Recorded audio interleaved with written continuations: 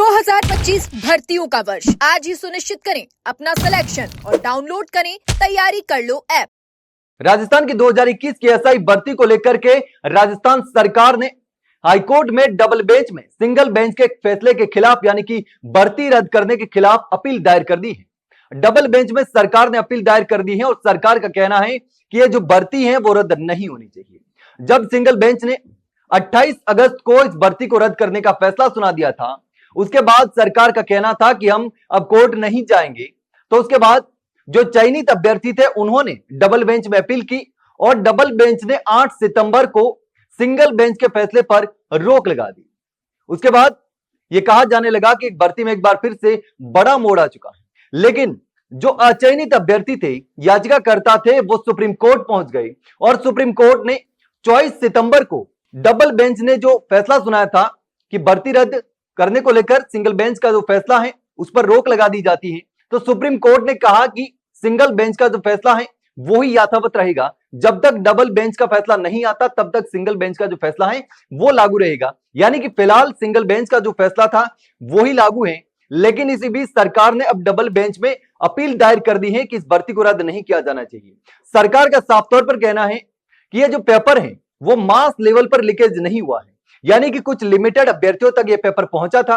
और जो आरपीएससी के पूर्व मेंबर हैं जिन्होंने पेपर लीक किया था उनके बच्चों तक और दलालों तक पेपर पहुंचा था। बच्चों तक और दलालों तक पेपर पहुंचा था, लेकिन सरकार का कहना है कि यह लीक पेपर पूरे राजस्थान में प्रसारित नहीं हुआ, यानी कि पूरे राजस्थान में यह पेपर नहीं फैला, व्हाट्सएप पर शेयर नहीं हुआ, सोशल मीडिया पर शेयर नहीं हुआ।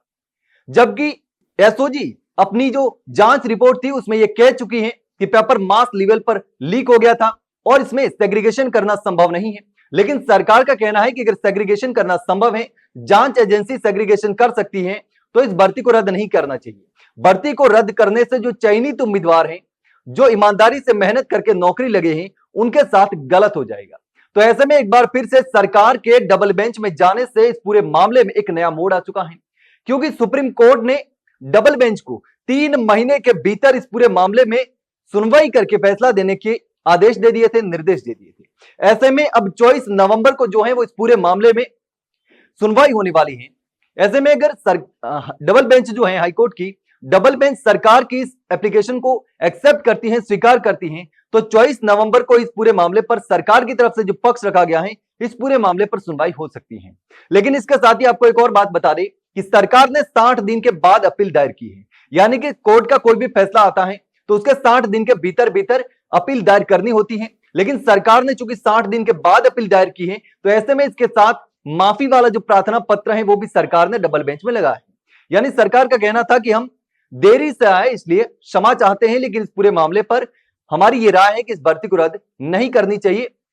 तो ऐसे में अब एक बार फिर से इस पूरे मामले में एक नया मोड़ आ चुका है, लेकिन अब देखना होगा कि आखिर 24 नवंबर को जो डबल बेंच में सुनवाई होने वाली है उस सुनवाई से क्या निकलकर सामने आता है। क्या यह मामला और खींचेगा या फिर अब जल्द इस पूरे मामले में फैसला हो सकता है। लेकिन इस पूरे मामले को लेकर जिस तरीके से सरकार ने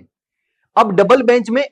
प्रार्थना पत्र दायर किया है, याचिका दायर मतलब कहा है कि इस भर्ती को रद्द नहीं किया जाना चाहिए, तो इस पूरे मामले को लेकर आप क्या सोचते हैं कमेंट सेक्शन में कमेंट करके जरूर बताना। वहीं अगर जानकारी अच्छी लगी हो तो वीडियो को लाइक और शेयर जरूर करें और हाँ, चैनल को सब्सक्राइब करना ना भूले। फिलहाल के लिए इतना ही, जल्द मिलते हैं एक नई जानकारी के साथ, तब तक के लिए नमस्कार।